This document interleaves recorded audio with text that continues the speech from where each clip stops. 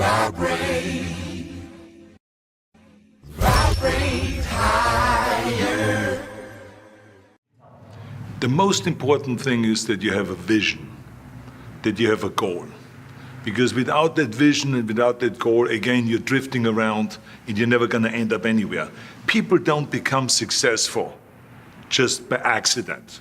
You know, I mean, maybe the guy that found gold in California and started the gold rush, but don't count on that. That's the one in a lifetime kind of a situation.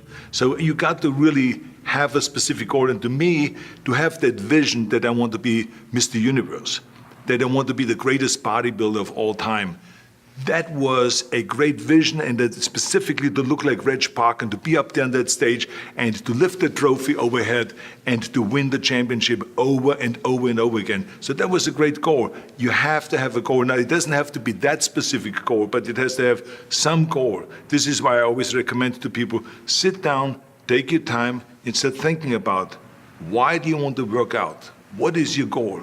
And then it can be as crazy as it is. It could be, I want to impress girls. If that's your goal, so be it, but it motivates you. It could be that you're emulating a certain, bodybuilder or a certain football player, a certain boxer, whatever it is.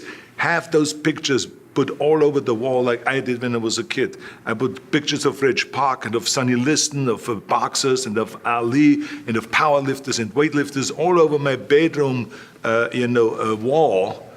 So that every day when I go to sleep, every day when I wake up, I look at those pictures and they motivate me. You need that motivation, and then therefore you have this kind of imprint in front of you all the time, and you know exactly what you're chasing. And this is why I always smiled when I was in the gym. People always came up to me and says, why are you smiling? You're working out 5 hours a day. You're doing the same as the other guys, but the other guys have a sour face. They're pissed off that they have to do another rep or another set or something. I looked forward to another 1,000 reps of sit-ups. I looked forward to another 500 pounds of leg press or squat. I looked forward to doing more and more curls until my arms fall off. Why? Because I knew that every rep that I did and every set that I did and more weights that I lifted, I get one step closer to turning that vision into reality. So I was turned on by that. I was excited. I couldn't wait to get to the gym.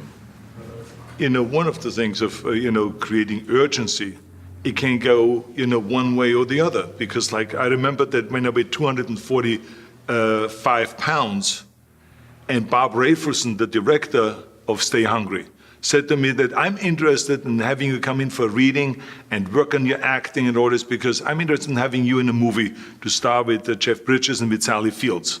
I was delighted about that, and I was excited, and I started pumping up more and more. And then he said, but I don't want you to weigh more than 210 pounds. So I said, well, it's funny you come to me, and you want me to be in a movie, but I'm weighing 245, 246. I say, I just won the Olympia. I say which was 1974, and I was really at my biggest. And but he demanded that, and he says, look, it's very simple. On the day we start shooting, he says, I'm going to put you on a scale, and if you don't make the 210, you're out, because I have someone else in mind. And I worked on it. I started visualizing myself very clearly as a lean athlete, because that's the only way I could lose that weight and all of a sudden get interested in running more. Because up until that point, I ran like 3 miles after training or before training or whatever. But now all of a sudden it was 5 miles, 6 miles, 7 miles, 8 miles. And they even ran mini marathons in order to lose the weight. And I did everything with high reps. And I was watching my diet, what I eat and all those kind of things. And by the day before, I remember we were in Birmingham, Alabama. The day before I was at the YMCA with Bob Rafelson. He was swimming, and I was working out, and I was running. There was a track there, and I was running. He says, let's step on the scale. And I stepped on the scale, and I weighed 209.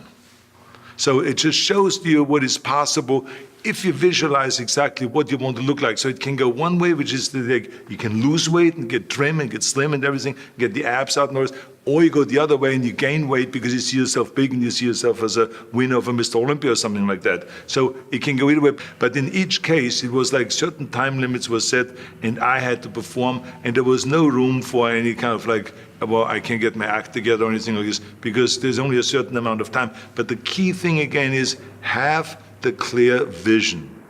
Have the specific goal of what you want to accomplish, because then you never go to the gym and you say, the day I feel down a little bit, I don't know what it is all about, I don't know my life, I'm confused. No.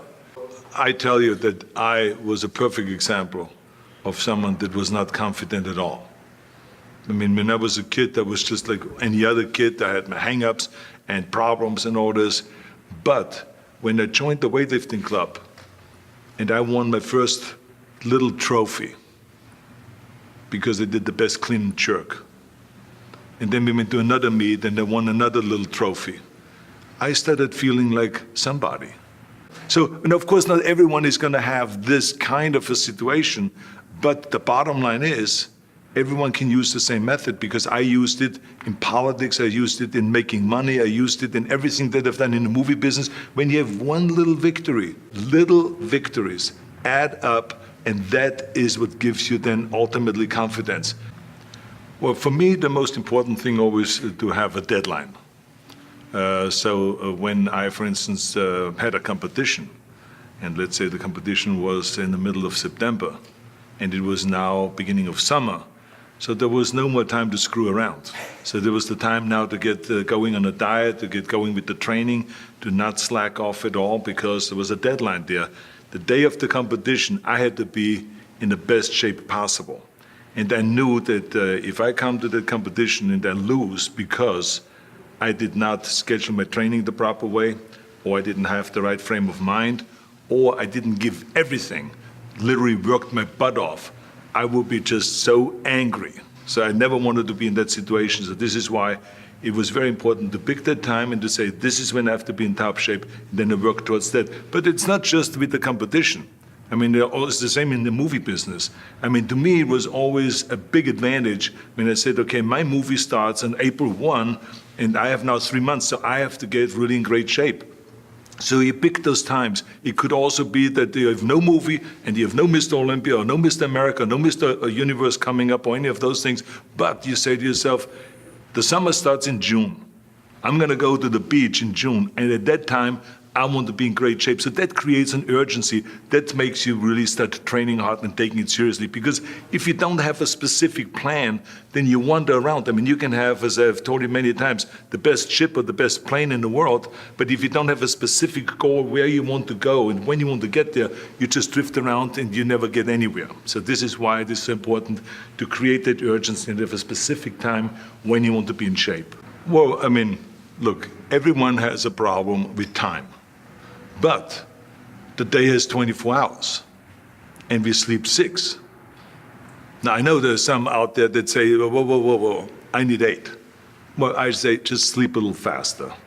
Because the bottom line is we have 6 hours of sleep, 24 hours are available, so you have 18 hours now available to your work, your family, your hobbies, and also to learn something new or to do something new, which could easily be that you want to learn a new language, or that you want to read as a New Year's resolution, I have to read a book every week, or you say, I'm going to go and reshape my body.